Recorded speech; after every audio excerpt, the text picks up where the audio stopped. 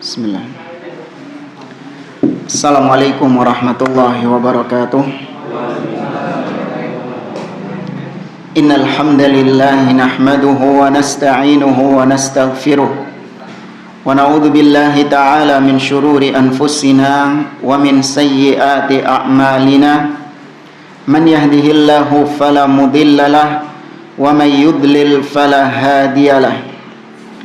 Wa asyhadu an la ilaha illallah wahdahu la syarika lah wa asyhadu anna Muhammadan abduhu wa rasuluh. Ya ayyuhalladzina amanu taqullaha haqqa tuqatih wa la tamutunna illa wa antum muslimun.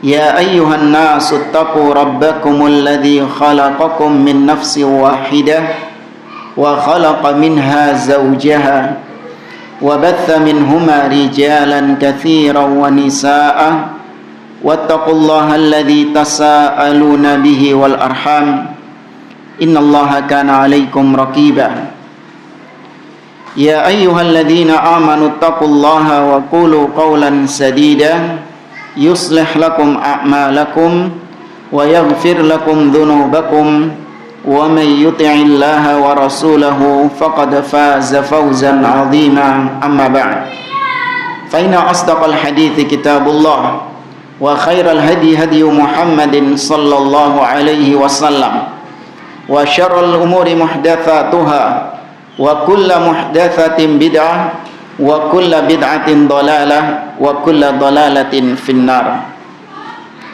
معاشر المسلمين, ikhwani fillah, rahimani wa rahimakumullah.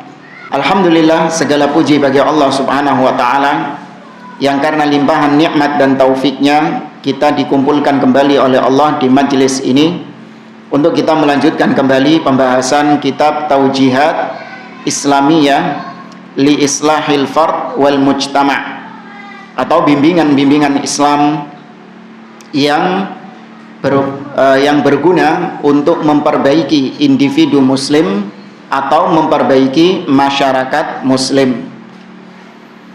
Kita masih membahas tentang kaifiyah al-hajj atau tata cara ibadah haji, karena pertemuan kita ini sebelum Ramadan menyisakan satu pertemuan lagi ya, satu pertemuan lagi insyaallah di bulan depan sebelum kita masuk bulan Ramadan.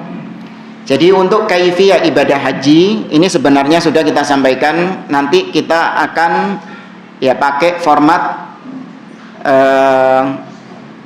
pakai layar insyaallah. Jadi untuk kaifiyah ibadah haji ini kita tunda pembahasannya di pertemuan depan, sekalian pakai layar, pakai proyektor. Nah, maka di pertemuan sekarang kita langsung masuk ke adab-adab haji dan umroh. Ya, langsung masuk ke min adab al-hajj wal umroh, di antara adab-adab dalam ibadah haji dan umroh. Ya, jadi nanti sekali lagi insyaallah pertemuan depan kita pakai proyektor. Yang pertama di antara adab haji dan umroh, kata beliau, akhlis hajjaka lillahi, hendaklah engkau mengikhlaskan hajimu hanya untuk Allah subhanahu wa ta'ala. Ya, ikhlas sudah sering kita sampaikan, maknanya adalah memurnikan ibadah hanya untuk Allah azza wa jalla. Jangan sampai ibadah kita terkotori dengan riya atau sum'ah atau bahkan syirik kepada Allah subhanahu wa ta'ala. Namun sangat disayangkan kita dapati sebagian jamaah umrah dan haji ketika ke tanah suci justru mereka melakukan kesyirikan kepada Allah subhanahu wa ta'ala. Di antaranya mereka ngalap berkah di tempat-tempat yang dianggap keramat, seperti tempat yang katanya tempat dilahirkannya Rasulullah SAW, yang sekarang sudah menjadi perpustakaan yang sudah nggak kepake. Mereka ngalap berkah di sana, yang ngusap-ngusap temboknya atau mungkin mengambil tetesan-tetesan air yang keluar darinya. Ini semua adalah bentuk kesyirikan kepada Allah azza wa jalla. Atau ada di antara jamaah haji yang ketika melaksanakan umrah atau haji mereka masih mengenakan jimat-jimat ya masih mengenakan jimat-jimat. Pernah beberapa waktu yang lalu ada video viral Ada seorang jamaah gendong anaknya. Bapak sama anaknya ini pakai kalung jimat. Kalung hitam, ada kotaknya kain hitam. Iya. Kemudian didatangi sama syekh, ada seorang syekhnya di situ. Kemudian digunting sembari dinasehati bahwa itu adalah bentuk kesyirikan kepada Allah Subhanahu wa taala. Ya, ini juga menjadi bukti bahwasanya kerajaan Saudi sangat mementingkan perkara tauhid. Sampai hal-hal demikian diperhatikan. Ada perilaku kesyirikan terjadi, maka dilarang, dicegah, diingkari.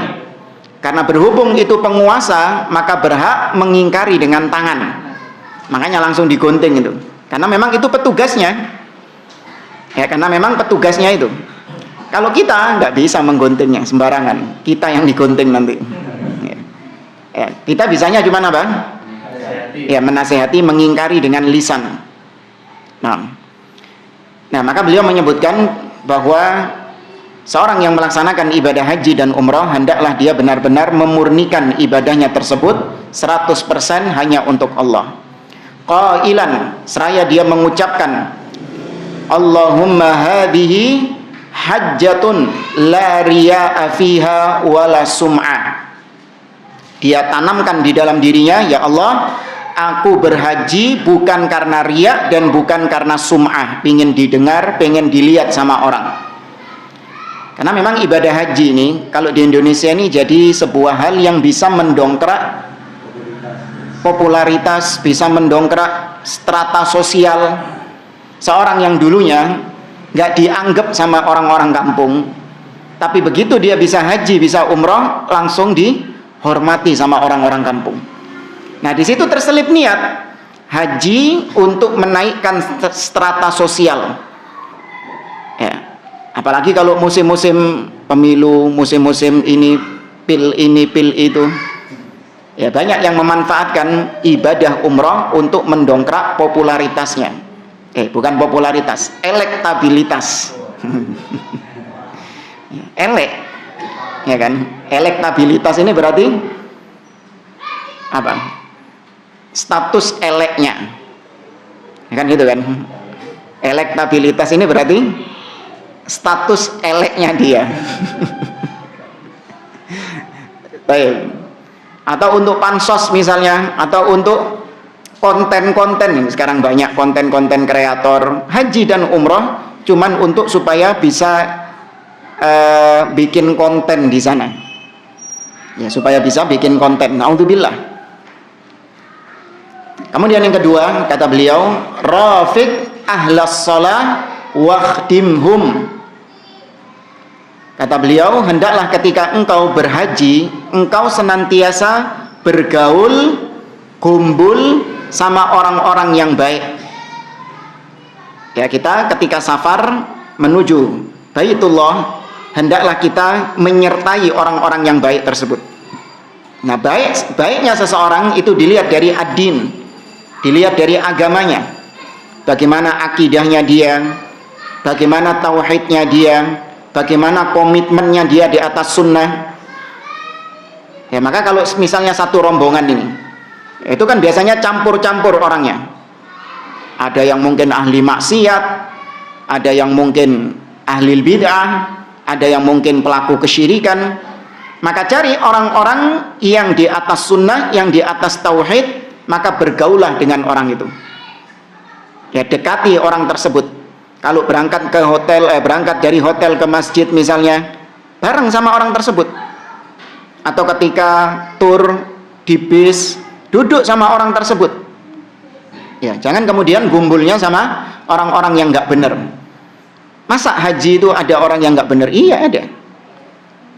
Ketika haji masih ngerokok misalnya, ketika haji masih menghibah misalnya, ada orang-orang yang demikian. Ketika haji, umroh masih membicarakan tentang syubuhat. Ya, pernah kawan kita itu umroh, satu rombongan itu sama seorang yang ya dikenal sebagai ahli bid'ah dan sangat benci dengan sunnah. Ketika dia di dalam perjalanan haji tersebut, senantiasa menyertai si ahli bid'ah ini. Kalau mungkin ngelihat ada Syekh Saudi, oh ini Wahabi ini anti maulid ini ya, habis pokoknya. Ya, terpengaruh itu akhirnya kawan kita. Tuh lihat, ada orang mau begini nggak boleh, ada orang mau begini nggak boleh. Terpengaruh orang tersebut. Maka kata beliau, hendaklah engkau bergaul dengan orang-orang yang soleh dan berbuat baiklah kepada mereka, berkhidmatlah kepada mereka. Wa tahammul adza jiranika, dan hendaklah engkau ketika haji dan umrah engkau bersabar dengan gangguan-gangguan yang terjadi ketika dalam melaksanakan haji dan umrah. Mungkin ada di rombongan haji kita itu, rombongan umrah itu, ya orang-orang yang suka ngerepotin satu jamaah, ngerepotin satu rombongan. Ada tipikal-tipikal orang-orang demikian itu, dan sering kita dapati ketika yang lain sudah siap, satu ini mesti lelet. Ya, ada satu jamaah ini mesti lelet, carry dewe, dan suka tertinggal biasanya dia itu. Semua orang itu dibuat sibuk, bahkan pernah hilang, nggak bisa dikontak, nggak bisa, ngerepoti orang banyak. Maka yang seperti ini, menghadapi kondisi seperti ini harus sabar. Ya, nggak boleh kemudian kita marah-marah atau bahkan memaki-maki orang tersebut. Ya, kalau dinasihati boleh. Ya, tapi kalau sampai hilang kesabaran, ini yang nggak boleh, harus bersabar. Kemudian yang ketiga, kata beliau, ihdzar syurbat dukhan wa syira'ahu. Hati-hatilah ketika haji dan umrah, jangan ngisep rokok atau membelikan rokok. Oh, saya nggak ngisep Ustadz, saya cuma disuruh sama orang. Ya, terutama biasanya petugas-petugas, apa istilahnya, tour guide, ya, tour leadernya. Nah, itu biasanya bagian suka disuruh-suruh sama jamaahnya. Belikan ini, belikan ini. Atau kalaupun nggak disuruh, nanya. Ya, kita sering ditanya, Ustadz, di Saudi ini kalau beli rokok di mana ya? Kan nggak ada yang jual jamaah. Nggak ada yang jual. Adapun kalau meskipun kalaupun ada yang jual, itu pun jualnya secara ilegal, sembunyi-sembunyi. Pernah kita datang ke kayak swalayan gitu, nggak kayak di sini, belakang kasirnya itu penuh rokok. Ya. Ada rombongan kita itu ikut turun, kita mau beli air, dia ikut turun beli rokok. Ya, dia bilang nggak bisa bahasa Arab, ngene-ngene tok iso. Langsung diambilkan kresek di bawah. Jadi bungkusnya itu kresek besar itu dibuka, is kongkon milih, dipilih-pilih ambil deh. Jualnya kayak gitu. Karena memang itu bukan barang yang legal, tapi barang yang ilegal.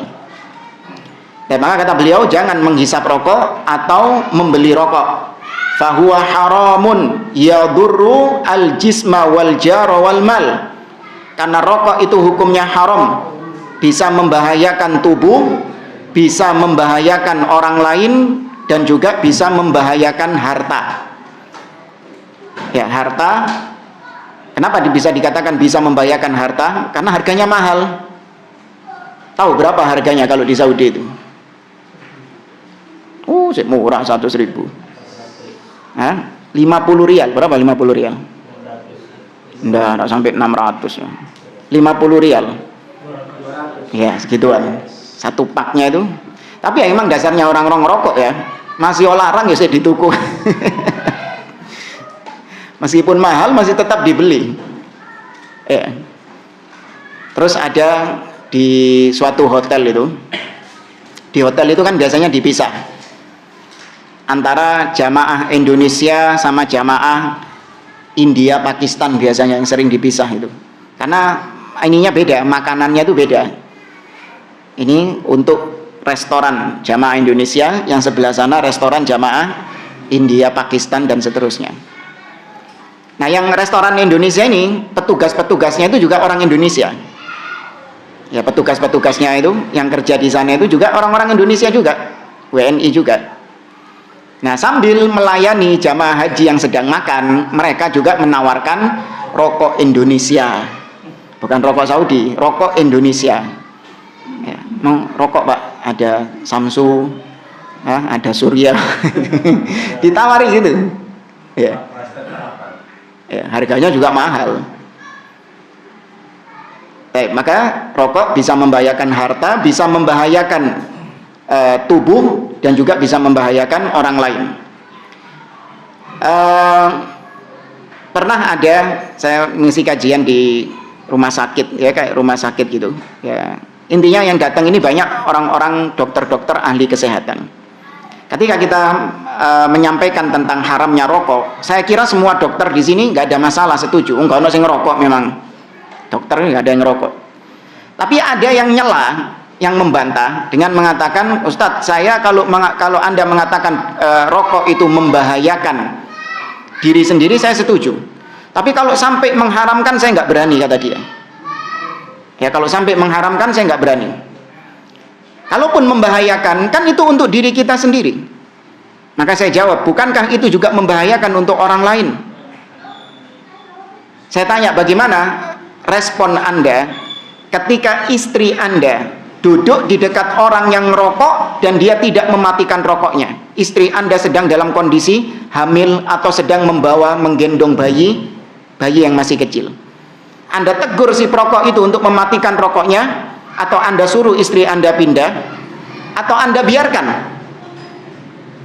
Maka dari situ iya, ya, dia tersadar bahwasanya rokok meskipun membahayakan diri sendiri, juga membahayakan orang lain, mendolimi orang lain. Bayangkan berapa banyak orang-orang yang ia dolimi gara-gara asap rokoknya. Kalau semuanya berdoa kepada Allah Subhanahu wa Ta'ala, mendoakan keburukan untuk perokok itu, kena dia. Nabi SAW mengatakan, wattaqi da'watal madlum, hati-hatilah dengan doanya orang yang terdolimi. Fa innahu laisa bainahu wa bainallahi hijab, karena antara dia dengan Allah tidak ada pembatas, tidak ada pemisah. Antum kalau ditanya apa dalilnya rokok itu haram, apa dalilnya rokok itu haram? Ya, itu dari hadis la darar wala dirar, tidak boleh membahayakan diri sendiri dan membahayakan orang lain. Apalagi dari Al-Quran, ahsan wala tulku bi aidikum ilat tahlukati, dan jangan kalian menjerumuskan diri kalian ke dalam kebinasaan. Dalam surat An-Nisa Allah juga mengatakan wala taqtulu anfusakum, dan jangan kalian membunuh diri kalian. Ini yang paling cocok, karena bungkusnya sekarang tulisannya rokok membunuhmu. Pas itu, jangan kalian membunuh diri kalian. Allah juga berfirman dalam surat Al-A'raf tentang Nabi Muhammad SAW, alladzina yattabi'una ar-rasulan nabiyyal ummiyal ladzi yajidunahu maktuban 'indahum fit taurati wal injil ya'muruhum bil ma'ruf wa yanhahum 'anil munkar wa yuhillu lahumut thayyibat wa yuharrimu 'alaihim al khaba'ith. Nabi itu menghalalkan untuk mereka yang baik-baik dan mengharamkan, ini ada kata-kata haram, mengharamkan atas mereka al khaba'ith, yang buruk-buruk, yang jelek-jelek. Ya, rokok sepakat semuanya, bahkan yang ngerokok sendiri juga sepakat kalau rokok itu jelek. Ya, rokok itu jelek. Apa bukti kejelekannya? Nggak ada orang yang mau duduk dekat dia, ya kan? Nggak ada orang yang mau duduk dekat dia kecuali yang sama dengan dia juga, sama-sama ngerokok juga. Kadang saya kalau ngelihat di tempat smoking area itu ya, ngelihat di tempat smoking area itu ya, dari luar gak ketok jamaah. Iya, putih kabeh kan, kaca biasanya tuh. Dari luar gak ketok sopo wae wong wae. Kok iso betah di dalam situ? Ya kan, jangankan di ruangannya, orangnya keluar, ya pakaiannya itu tertempel baunya itu kita sudah nggak tahan, nggak betah di situ. Lengket. Ya, kita yang nggak ikut itu juga terkadang kena baunya juga. Ya, kita yang nggak ikut itu juga terkadang terkena baunya juga, dan mungkin terkadang tertuduh juga. Ya, kok bau rokok ya, gitu. Istri sering mendapati baju bau rokok. Kok bau rokok gitu. Ya namanya kita hidup di luar, ya kan. Baik, maka rokok sepakat diharamkan. Wa fihi maksiyatun lillahi ta'ala, dan rokok adalah bentuk kemaksiatan, kedurhakaan kepada Allah Subhanahu wa ta'ala. Baik, kemudian yang keempat, istamil as-siwak inda shalah. Di antara adab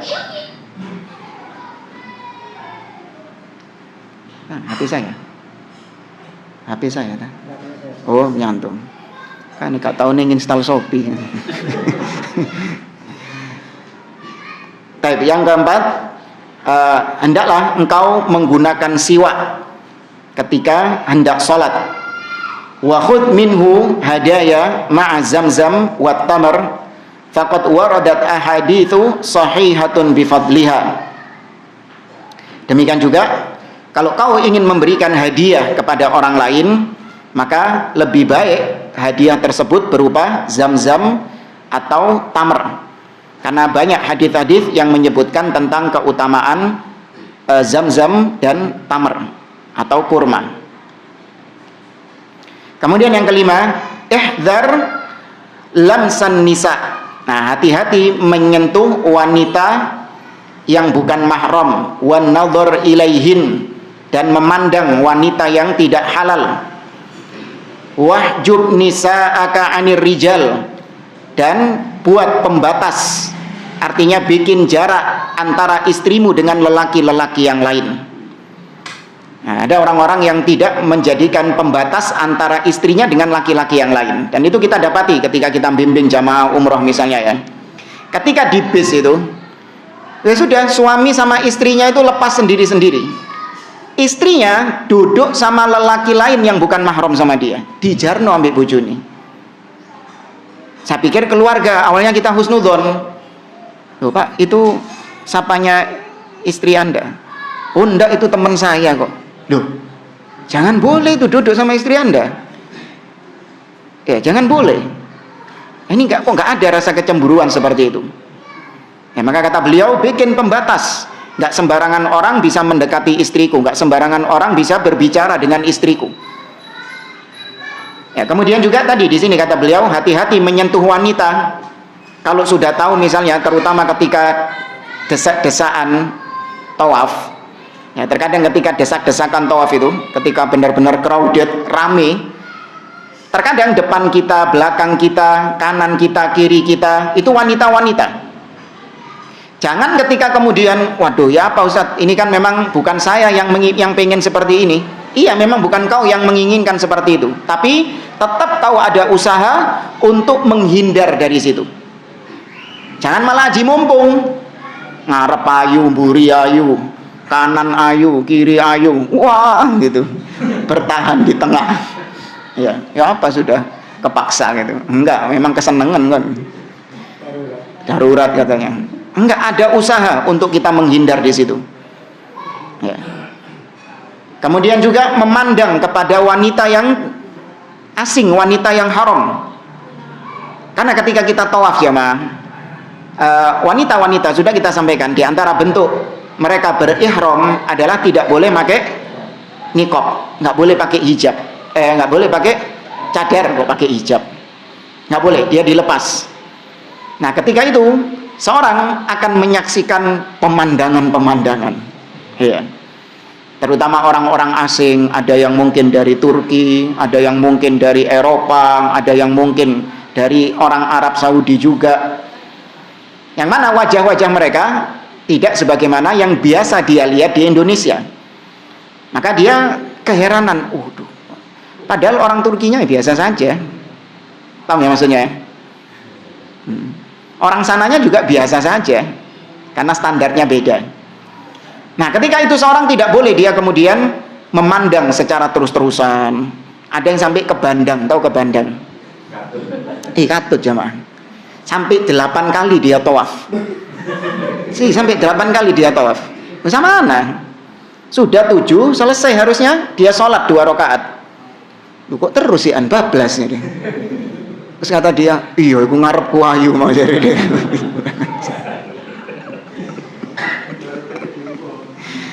Nah, itu jangan dituruti ya gitu itu. Ya cukup melihat sekali ya sudah, alihkan pandangan. Dan kemudian yang keenam, la tatahatta riqabal musallin fatu'dhihim wajlis fi aqrabi makanin. Kata beliau, janganlah engkau melangkahi kepala orang yang sedang sholat sehingga engkau bisa mengganggunya, atau mungkin malah menginjak kepalanya. Dan hendaklah kau duduk di tempat yang memungkinkan, artinya duduk di tempat yang paling dekat denganmu, yakni ketika kita selesai melaksanakan tawaf, misalnya kita mau sholat sunnah 2 rakaat, maka cari tempat yang memungkinkan bagi kita yang paling dekat. Yang paling dekat. Dan itu bukan tempat yang memang dilarang untuk kita sholat di situ oleh petugas. Karena kalau sholat di makom Ibrahimnya langsung, boleh nggak? Nggak boleh. Itu masih area tawaf di situ.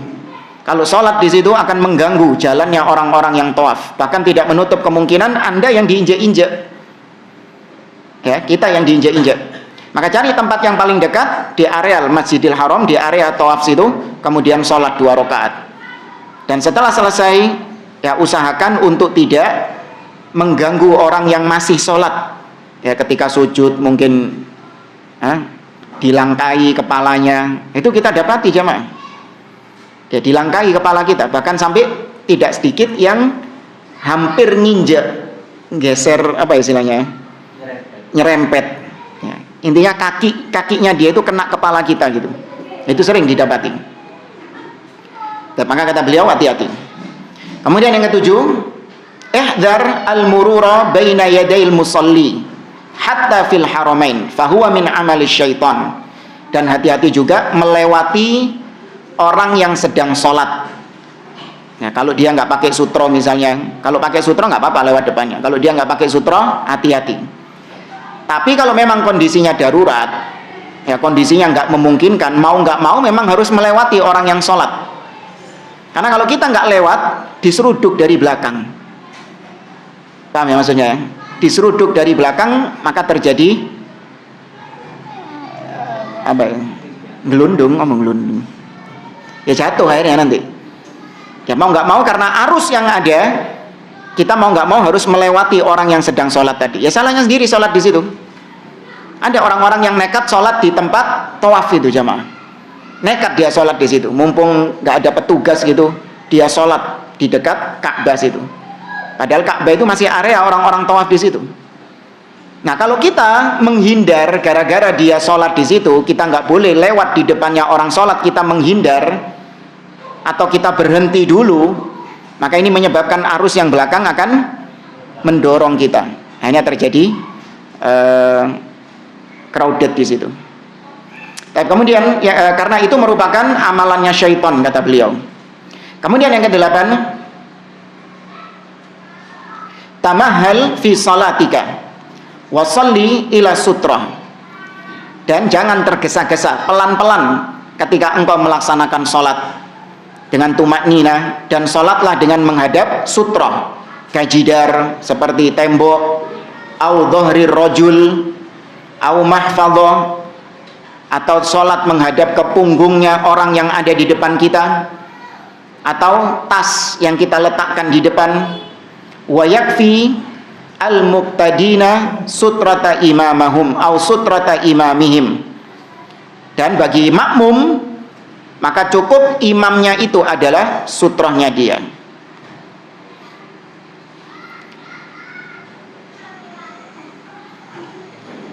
Kemudian yang berikutnya yang ke-9, talattaf biman haulaka athna at-tawafi was-sa'i war-ramyi wat-takbili fahuwa minar rafqil matlub. Berlemah lembutlah, bersabarlah terhadap orang-orang yang ada di sekelilingmu, baik ketika tawaf atau ketika sa'i atau ketika lempar jumroh atau ketika mencium hajar aswad. Iki koyo angel iki. Ketika mencium hajar aswad ini. Ya, karena mencium hajar aswad pun juga bukan perkara yang diwajibkan. Ya. Fahuwa min rifqi al-matlub, karena itu adalah perkara yang diperintahkan ketika kita berlemah lembut, bersabar dengan orang-orang yang ada di sekeliling kita. Mungkin ketika tawaf kesenggol, ya, ketika melaksanakan sa'i juga demikian, ketika mencium hajar aswad ada yang sampai dijambak, oh ya, ada yang sampai dijambak suruh minggir gitu, ngawur wong-wong. Yang ke-10, ihdar du'a ghairillahi minal amwat fahuwa minasyirk alladhi yubtilul hajj wal amala. Kata beliau, hati-hati, jangan sampai ketika haji dan umrah kita berdoa kepada selain Allah subhanahu wa ta'ala, kita memanggil-manggil selain Allah untuk kita minta-mintai hajat kita kepada dia, atau kita minta perlindungan kepada dia, karena itu termasuk perbuatan syirik yang justru bisa membatalkan haji kita, bahkan membatalkan semua amalan kita. Allah Ta'ala, Allah berfirman dalam surah Az-Zumar ayat 65, la in asyrakta la yahbatanna amaluk wa la takunanna minal khasirin. Apabila engkau berbuat syirik, maka hanguslah, hilanglah semua amalanmu dan kau menjadi orang yang merugi. Kita lanjut ke pembahasan berikutnya, min adabil masjidin nabawi. Di antara adab-adab ketika di Masjid Nabawi, idza dakhaltal masjida faqaddim rijlakal yumna wa qul bismillah wassalamu ala rasulillah Allahumma ftahli abwaaba rahmatik. Ketika engkau masuk masjid, ini bukan cuma Masjid Nabawi ya, kalau hal ini semua masjid, masuk dengan mengedepankan tangan kanan, kaki kanan, ya, kemudian mengucapkan bismillah wassalamu ala rasulillah, mengucapkan salam kepada Rasul sallallahu alaihi wasallam. Kemudian membaca Allahumma ftahli abwaaba rahmatik, ya Allah, bukakanlah untukku pintu-pintu rahmatmu. Kemudian yang kedua, sholli raka'ataini tahiyatul masjid. Kemudian laksanakan salat 2 rakaat tahiyatul masjid. Ya, salat tahiyatul masjid adalah salat yang dilakukan sebelum kita, ketika kita masuk masjid dan sebelum kita duduk di masjid. Maka ini bisa salat apa saja. Bisa nggak salat tahiyatul masjid digabungkan dengan salat qobliyah misalnya? Ya bisa. Itu ibarat seperti haji apa? Ifrad, tamattu atau qiron. Seperti haji apa? Qiron. Kalau tamattu itu 2 kali. Pertama dia melaksanakan umroh, selesai dia melaksanakan haji kemudian.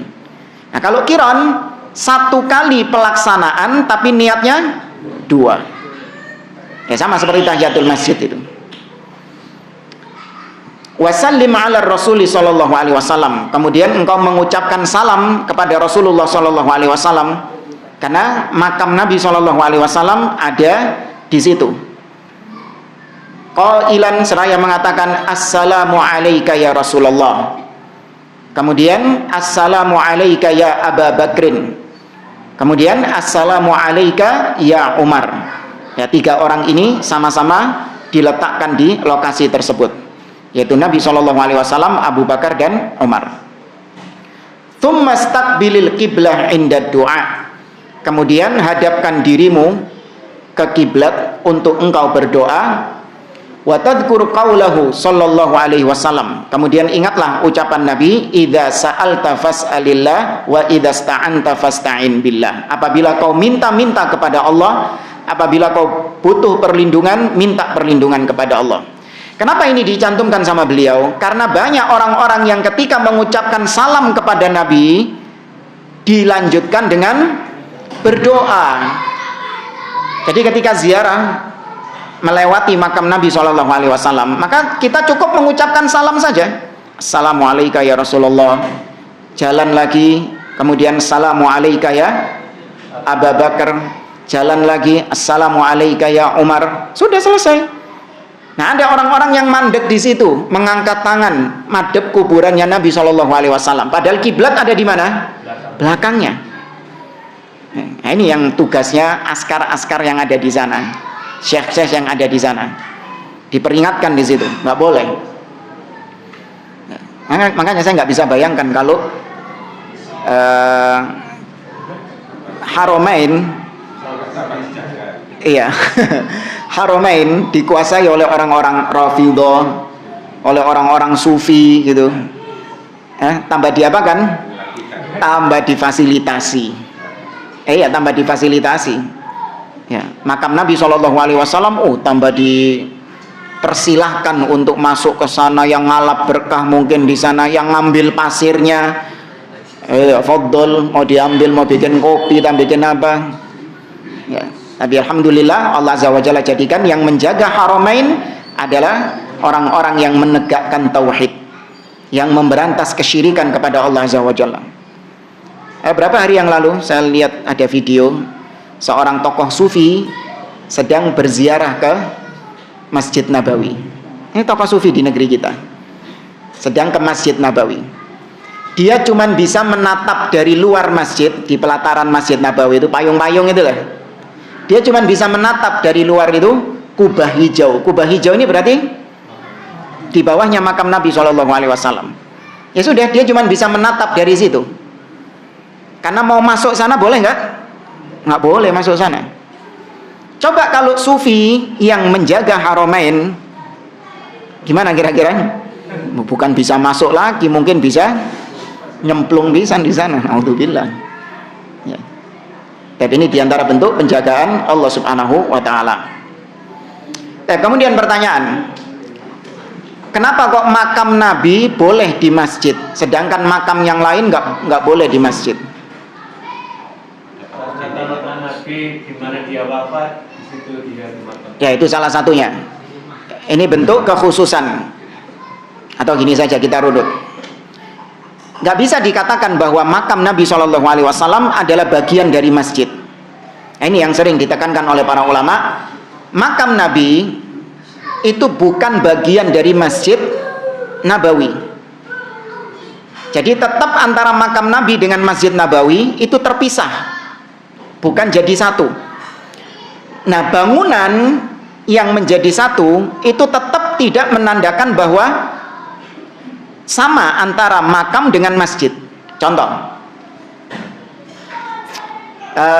di masjid-masjid yang kita lihat sekarang ada kamar marbotnya, ada toiletnya, ya kan? Apakah kamar marbot itu bagian masjid? Tidak, nggak dipakai sholat sih itu kamar marbot. Buktinya dihukumi sama seperti ruangan-ruangan yang lain pada umumnya. Boleh nggak ini marbotnya bawa istri ke sana, kemudian berhubungan di situ? Boleh. Tuh, coba kalau di masjid. Coba kalau itu masjid. Nggak boleh. Iya, nggak boleh. Toilet pun juga demikian. Toilet-toilet yang ada di masjid itu bukan bagian dari masjid, meskipun satu atap, meskipun satu bangunan sama masjid, tapi dia tetap tidak dikatakan bagian dari masjid. Buktinya apa? Masjid meskipun beludak banyak jamaahnya, ono sing sholat di gunung. Nggak ada yang sholat di toiletnya, penuh Ustaz, nggak dapat tempat lagi, space buat sholat. Terus gimana? Di toilet. Kan ini bagian dari masjid. Oh, gak iso. Makanya pemerintah Saudi berusaha memisahkan antara bagian masjid dengan makam Nabi SAW, yaitu dengan cara shaf itu sudah diputus sejak makam Nabi SAW, menandakan bahwa bagian makam itu bukan bagian masjid. Jadi shafnya sudah diputus. Paham ya? Yang kesana mungkin paham. Kemudian di dalam bangunan itu pun itu juga ya dibagi 3 lapis. Ada video miniaturnya. Nanti mungkin ingatkan ya kalau Senin pertemuan berikutnya kita bawa proyektor. Ingatkan nanti ada maket miniatur tentang makam Nabi SAW dari awal sampai sekarang ini. Kita lihat dalamnya itu apa saja. Jadi kalau ada orang yang bilang katanya ngintip-ngintip ketok makamnya Nabi, ini dusta. Ya, dusta. Karena masih ada 3 lapis lagi di dalamnya. Apalagi yang ngomong makam Nabi goyang. Ini lebih parah lagi nih. Baik. Kemudian yang ketiga, kata beliau, ziyaratu masjidir Rasul sallallahu alaihi wasallam mustahabbah wa la yatawaqqaf 'alaiha sihhatul hajj wa laysa laha waqtun muhaddad. Ziarah ke masjid Nabi sallallahu alaihi wasallam itu hukumnya dianjurkan. Ini kalau kita lihat, kalau kita berbicara rangkaian umroh sama haji ya. Ya, kalau kita berbicara rangkaian umroh sama haji, rangkaian umroh haji tidak ada satupun di Masjid Nabawi. Misalnya Anda ditawari sama travel, ada paket haji ini, paket umroh, murah harganya, di bawah rata-rata. Kenapa kok bisa murah? Karena nggak pakai ke Madinah, cuman di Mekah tok. Sah nggak umrohnya, hajinya? Sah, karena tidak ada rangkaian umroh yang ke Madinah, nggak ada rangkaian haji di Madinah, nggak ada. Itu hanya sebatas karena kita mumpung dekat dengan Madinah, maka kita menziarahi Madinah. Karena memang keutamaannya, dan memang diperintahkan oleh Nabi SAW, la tusyaddur rihal illa ila thalathati masajid. Jangan kalian melakukan perjalanan dalam rangka ibadah kecuali ketiga masjid. Masjidil Haram, wa masjidi hadza, wa masjid Al-Aqsa. Ya, karena memang kebetulan dekat. Kalau Aqsanya mungkin agak jauh lagi dan juga lebih susah lagi menggapai ke sana. Nah, ini dekat Madinah, ya wis ke Madinah. Tapi kalaupun Anda nggak ke Madinah misalnya, cuman di Mekah tok, haji mulai start haji sampai selesai haji di Mekah tok, umroh mulai start sampai selesai di Mekah tok, sah? Sah kalau bicara sahnya. Ya, maka kata beliau tidak mengganggu sahnya, ya tidak mengganggu sahnya haji, dan juga ziarah ke Masjid Nabawi tidak ditentukan waktu, kapanpun bisa menziarahi Masjid Nabawi. Nah, di sini yang kita tekankan juga, ketika kita ke Madinah, maka tujuan utama kita mana? Masjid Nabawi atau makam Rasul Shallallahu Alaihi Wasallam? Masjid Nabawi. Itu tujuan utama. Adapun makam Rasul adalah mengikut. Nggak boleh kita jadikan tujuan utama kita adalah menziarahi Rasul Shallallahu Alaihi Wasallam. Dijadikan sebagai tujuan utama, nggak boleh. Niat pertama kita ke Madinah untuk ke Masjid Nabawinya. Nah, berhubung makam Nabi di situ, nah baru kita sekalian ziarah ke makam Nabi Shallallahu Alaihi Wasallam. Kemudian yang keempat, tuh kok keempat? Oh, yang keempat. Kemudian yang keempat, ihdar lams au takbil syabak awil jidar wa ghairihima fahuwa bid'ah. Waspadalah, jangan engkau menyentuh atau mencium tembok atau mencium pilar-pilar, tiang-tiang yang ada di sana dengan harapan membawa barokah. Ya kan, tiangnya Masjid Nabawi atau temboknya Masjid Nabawi atau pagernya makam Nabi, itu banyak yang yang ngusap-ngusap. Kalau dia meyakini bahwa pagar ini bisa memberikan manfaat bagi dia, dia meyakini pagar ini dengan sendirinya bisa membawa manfaat dan mudarat, jatuhnya apa? Syirik apa? Akbar. Ya, jatuhnya syirik akbar. Tapi kalau dia menganggap bahwa pagar ini adalah sebab saya mendapatkan barokah, adapun yang ngasih tetap Allah Subhanahu wa taala, syirik asghar. Karena dia menjadikan yang bukan sebab sebagai sebab. Padahal yang membuat sebab hanya siapa? Allah Subhanahu wa taala. Kemudian yang kelima, ar-ruju' ilal wara' inda mughadaratil masjid bid'ah la dalila alaihi. Berjalan mundur ketika meninggalkan Masjid Nabawi itu bid'ah. Tidak ada dalilnya sama sekali. Bahkan itu termasuk tasyabbuh dengan orang-orang Yahudi. Ya, tasyabbuh dengan orang-orang Yahudi. Kita dapati orang-orang Yahudi ketika mereka selesai berdoa di tembok, ya benturin kepala di tembok, Ketika mereka selesai dari itu, mereka menjauh dari tembok itu dengan berjalan mundur. Dengan berjalan mundur. Yaitu sunnahnya mereka itu, wallahu a'lam. Memang ajaran mereka itu. Tapi dalam Islam tidak ada seperti itu. Meninggalkan Masjidil Haram, meninggalkan Masjid Nabawi, tidak ada berjalan mundur. Jalan seperti biasa. Nomor 6, aktsir minas salati ala Rasul sallallahu alaihi wasallam. Liqaulihi sallallahu alaihi wasallam, man shalla alayya salatan wahidatan sallallahu alaihi biha asyra. Barang siapa, perbanyaklah sholawat kepada Nabi sallallahu alaihi wasallam. Ketika di Madinah kita berada di dekat Nabi sallallahu alaihi wasallam, itu jarak terdekat kita antara kita dengan beliau ketika kita di Madinah.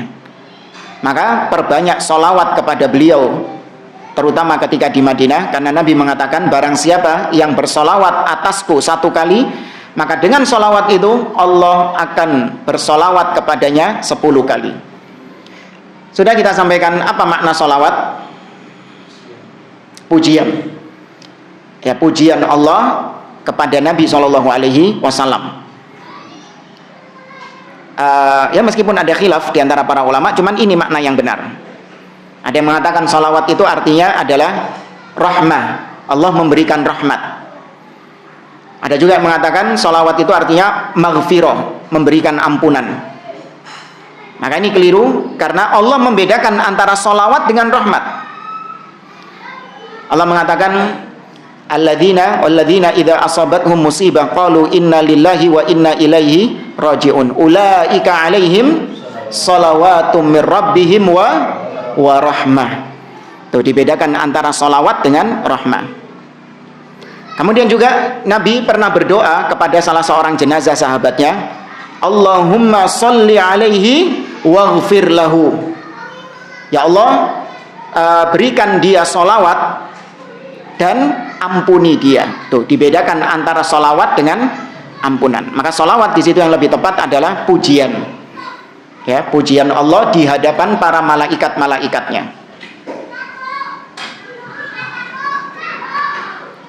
Kemudian yang ketujuh, tustahabbu ziyaratul baqi' wa syuhada'u Uhud.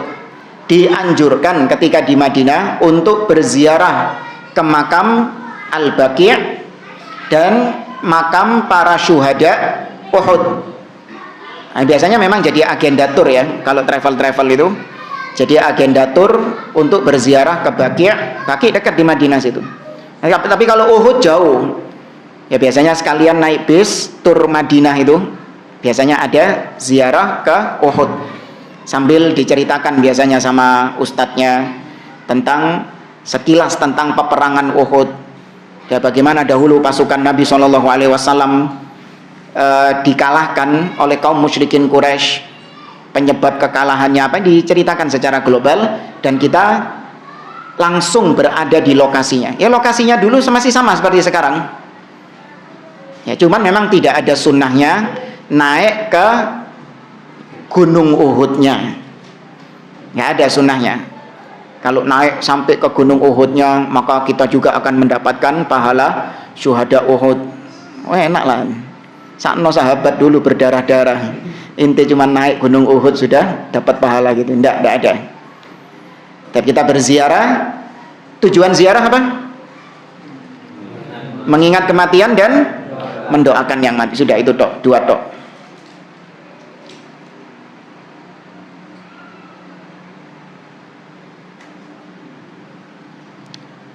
Kemudian yang ke-8, as-safar ilal Madinah yakunu biniyah ziyaratil Masjidin Nabawi. Tsumma salam alaihi sallallahu alaihi wasallam inda dukhul. Ini yang tadi kita singgung.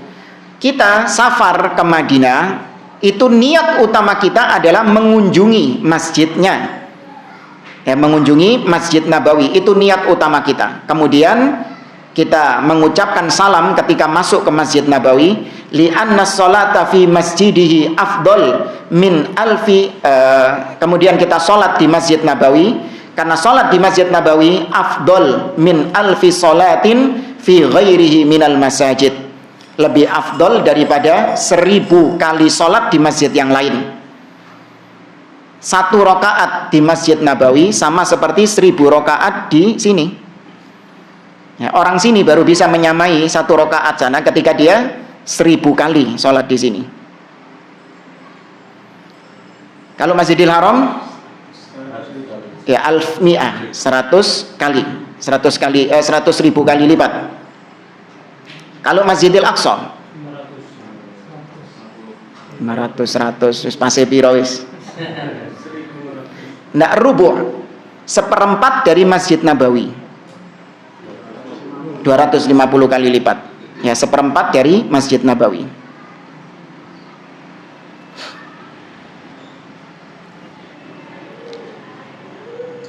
Wali qaulihi sallallahu alaihi wasallam, dan berdasarkan hadis Nabi sallallahu alaihi wasallam, la tushaddur rihal illa ila 3 masajid. Janganlah kalian bersusah payah dalam melaksanakan perjalanan ibadah kecuali ke 3 masjid. Ya, Masjidil Haram, Masjid Nabawi, dan Masjid Al-Aqsa. Tapi Allah taala alam, selesai pembahasan akhlak, selesai pembahasan tentang adab-adab ke Masjid Nabawi.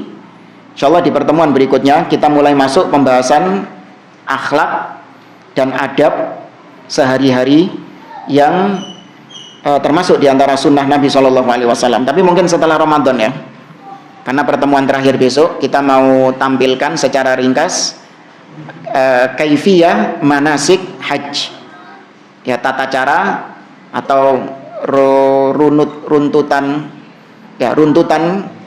ibadah haji, ya, step by step ibadah haji.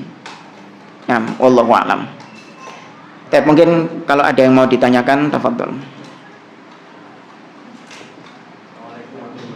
Waalaikumsalam.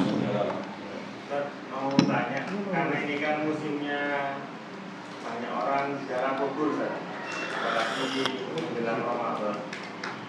Yang pertama yang saya tanyakan, kita yang sudah ngaji belum sempat ziarah kubur kan? Terus tiba-tiba ada waktu di bulan Sya'ban. Bagaimana hukumnya, apakah disamakan dengan orang awam? Yang kedua, innamal a'malu binniyat. Terjawab sudah ya? terjawab. Suatu ketika memang saya jawab gitu, ada beberapa imam ngomong, lu gak iso tak dinolio. Masalahnya antum biara saiki, itu anggapan itu bagus ngaji kok. Nah itu sah, anggapan orang, karena ikut kebanyakan itu, akhirnya kan ada uyah-uyah. Yang kedua, apakah boleh Zat, membeli kembang-kembang di sekitar makam? Karena saya dapati yang sudah ngaji pun dalam tanda kutip lembeng, ikut beli juga. Lembeng. Iya. Akhirnya saya sudah sampaikan seperti yang antum jelaskan dulu. Kalau antum kasih kembangan di atas makam, itu antum menuduh orang tua, antum menadab kubur. Mengkiaskan seperti yang diserahkan sama Nabi. Loh, gak iso itu. Artinya engkar-engkar seperti jangan memberat. Terus yang ketiga udah kalian kan, iya. Mengenai sunnah masuk makam itu kan harus lepas standar. Nah ini apakah itu betul-betul sunnah yang sangat dianjurkan? Apa bagaimana? Iya. Masih belum jelas. Terima kasih. Berkaitan dengan ziarah tadi, memang tidak ada waktu yang dibatasi kapan kita berziarah. Ya, yang dilarang adalah mengkhususkan. Ketika kita mengkhususkan waktu-waktu tertentu untuk ziarah, karena kita meyakini waktu ini lebih afdol daripada waktu yang lain.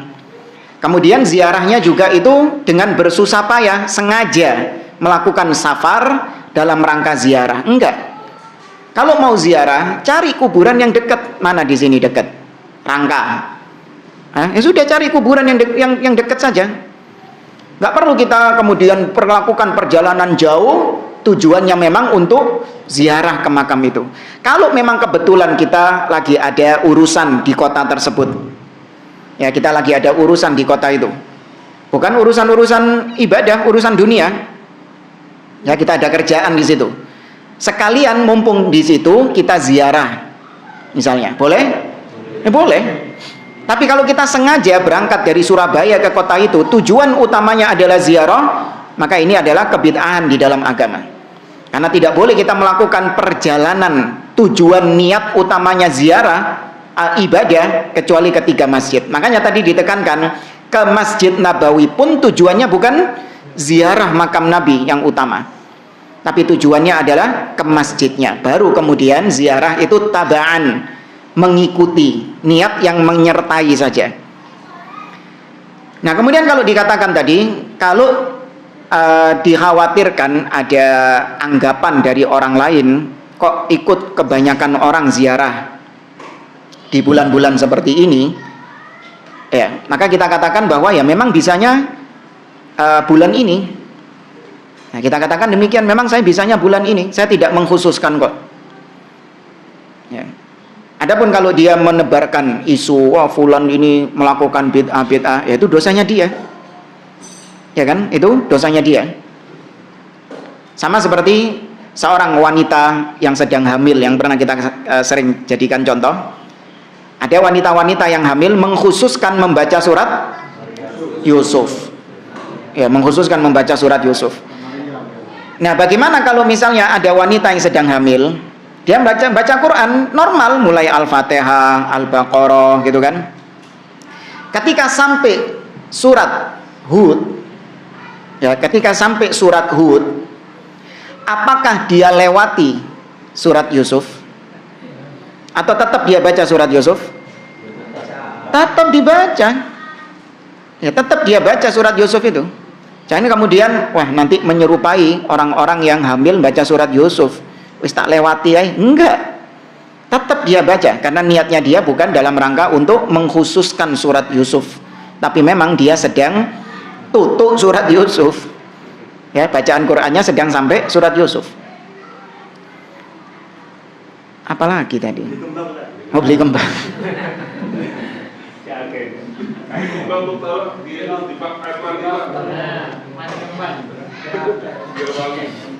Iya, bunga, kembang masih banyak fungsinya untuk pengharum di kamar kita lah, atau untuk hal-hal lain yang memang bermanfaat. Nah, makanya tadi itu kita katakan ada sebab-sebab. Masih ingat pelajaran sebab hakiki dengan sebab wahmi? Ya, sebab hakiki dengan sebab wahmi. Kalaupun dikatakan bahwa kembang tujuannya bisa meringankan azab orang yang sedang dikubur, kalaupun memang benar seperti yang di dalam hadis Nabi SAW, maka itu adalah kekhususan Nabi. Buktinya apa? Para sahabat tidak ada yang melakukannya, mengikutinya. Adapun kalau antum sudah sampaikan dan dia tetap ngeyel, ya sudah, memang kita tidak diperintahkan, dibebankan oleh Allah untuk merubah dia. Ya, jangankan kita, Nabi SAW, apakah dibebankan sama Allah untuk merubah manusia? Enggak. Abu Thalib meninggal dalam kondisi musyrik. Apakah Nabi disalahkan? Tidak. Nah, sudah sampaikan, tidak perlu berdebat, karena tidak boleh berdebat di dalam agama. Ya, tidak boleh eyel-eyelan di dalam agama. Sudah. Apa itu? Oh ya, yang lepas sandal. Iya, lepas sandal datang riwayat-riwayat yang menyebutkan tentang sunnahnya memasuki pemakaman dilepas sandalnya. Anak nggak apal hadisnya, cuman ada riwayat-riwayat dari Nabi SAW tentang demikian. Cuman tetap harus memperhatikan maslahat dan mafsadatnya. Kalau memang bukan maslahat mafsadat, mampu atau tidaknya. Kalau memang nggak mampu, ya sudah pakai sandalnya. Kayak misalnya lagi siang-siang ngubur jenazah, panas, terus makamnya itu ada pavingnya. Oh ya, maksakan diri berjalan di paving yang panas itu menyiksa.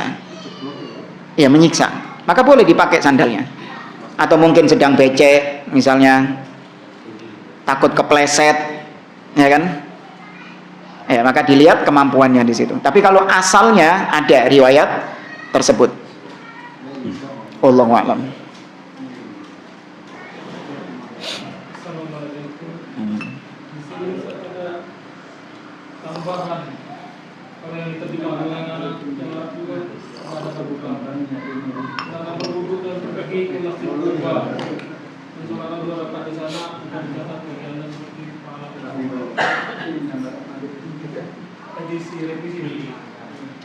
Ada tambahan Masjid Kuba ya. Kalau yang terima kalau yang Arab Ya, kalau sunnah ke Masjid Kuba memang iya, karena Nabi SAW mengkhususkan hari Sabtu. Biasanya kebiasaan beliau di Sabtu pagi beliau berangkat ke Masjid Kuba untuk melaksanakan sholat sunnah di situ. Dan memang keutamaannya adalah mendapatkan pahala umroh. Ya, keutamaan sholat di Masjid Kuba itu memang ada secara khusus dan itu berlaku di Masjid Kuba. Nggak bisa dikiaskan di masjid-masjid yang lain. Itu memang ada sunnahnya. Nah, wallahu a'lam. dengan berdebat tadi saya polisi ini pernah berdebat di beberapa tahun kita Yahudi kemudian dia orang Yahudi kemudian Iya. Ustaz Malaysia itu sering mengadakan debat antara Sufi dengan Salafi dan sebagainya. Tapi memang debat ini hukum secara asalnya dilarang. Makanya Allah mendahulukan larangannya. Wala tujadilu ahlal kitabi illa billati hiya ahsan. Tuh didahulukan larangan dulu. Jangan kalian mendebat ahlul kitab, berdebat dengan ahlul kitab. Kecuali, nah baru diperkecualikan. Kecuali dengan cara yang baik. Nah, cara yang baik ini adalah hanya orang-orang yang sudah memiliki ilmu, sudah matang akidahnya, sudah kuat imannya. Ya kan? Kemudian dia benar-benar ikhlas berdebat itu dalam rangka untuk menjelaskan agama Allah, bukan dalam rangka untuk menang-menangan. Nah, bukan dalam rangka untuk menang-menangan. Dan dia mempelajari dampak daripada debat tersebut. Tidak ada mudarat yang besar ketika dia berdebat itu. Maksudnya gini, ketika seorang berdebat Islam Kristen, dia ini atas nama Islam. Paham ya? Dia sedang membawa agama Islam. Ketika dia tidak menguasai debat, artinya dia babak belur di debat tersebut. Maka ini menjadi menjadi sesuatu yang semakin menguatkan orang-orang kafir, ya kan? Semakin menguatkan agama mereka. Tuh lihat orang Islam, ya kan? Mereka ini agama, iya, tuh lihat orang Islam tuh. Iya, agama Islam, bukan orang Islam. Lihat agama Islam itu. Gak ada apa-apanya jika dibandingkan dengan agama Nasrani, agama Kristen. Ya, lu lihat. Ya, gak bisa apa-apa itu. Dan ini justru akan membawa keraguan-raguan bagi seorang Muslim. Ketika sang debater tadi gak bisa menjawab syubhat-syubhatnya orang-orang kafir tersebut, maka orang Islam yang lihat, yang lemah imannya, akan ragu sama agamanya. Iya yo, tepak sing kono iki. Keliru melok ustad iki. No. Akhirnya jadi seperti itu. Makanya didahulukan, dilarang berdebat karena dampaknya seperti itu. Nah, wallahu a'lam. Al-Imam Ahmad dalam Ushulus Sunnah wa tarkul jidal wal mira' wal khusumat. Di antara usulus sunnah, pokok-pokok sunnah adalah tarkul jidal, meninggalkan debat kusir, ya, meninggalkan bantah-bantahan dalam masalah agama. Kenapa? Karena kita ini orang yang sudah yakin dengan akidah kita, orang yang sudah paten dengan akidah kita. Kita sudah yakin, nggak ragu dengan akidah kita. Ngapain diperdebatkan? Berdebat itu hanya bagi orang-orang yang masih belum yakin dengan agamanya, yang masih ragu dengan agamanya. Imam Malik ya pernah didatangi oleh seseorang, diajak untuk debat. Ditanya sama Imam Malik, kalau aku menang dan kau kalah, bagaimana? Kata orang itu, ana attabi'uka, aku akan mengikutimu. Tapi kalau sebaliknya, aku kalah debat, kau yang menang debat, kau yang ikut aku, kata dia. Baik, setelah aku ikut engkau, kemudian kita berdebat dengan satu orang lain, orang ketiga ini, kita berdebat dengan dia, dan kita berdua kalah. kita berdua kalah debat sama orang yang ketiga tadi, bagaimana? Ya sudah, kita berdua ikut orang itu. Hanya jadi 3 orang, dapat orang keempat. Ya, orang keempat ini menang debat. Bagaimana 3 orang ini? Ya ikut orang yang keempat, terus seperti itu. Kata Imam Malik, pergilah engkau bersama orang-orang yang ragu. Adapun aku sudah yakin dengan agamamu, dengan agamaku ini. Nggak perlu diperdebatkan lagi. Ya kan? Anda debat sama orang Nasrani, Anda kalah debat, maka konsekuensinya harusnya iya. Ketika Anda nggak ikut, wah dibilang apa? Nggak mau menerima kebenaran, dibilang pelin-pelan dan yang lainnya. Sebagaimana orang-orang Nasrani ketika kalah debat, harusnya mereka masuk ke dalam Islam. Ya, cuman mereka banyak di antara mereka yang tetap dalam agama mereka. Ya, maka debat secara asal tidak boleh, kecuali seorang ulama yang dia tahu maslahat dan mafsadatnya, maslahatnya lebih besar daripada mafsadatnya. Ya, dia tahu bahwasanya lawan debatnya ini adalah kerucu-kerucu. Ya, masih orang yang jahil. Ya, ketika dia didebat, ya kemungkinan babak belurnya banyak nggak? Banyak babak belurnya dia. Nah, yang kalau seperti ini iya. Tapi kalau yang didebat ini mungkin adalah orang yang, apalagi orang-orang Nasrani sekarang ini,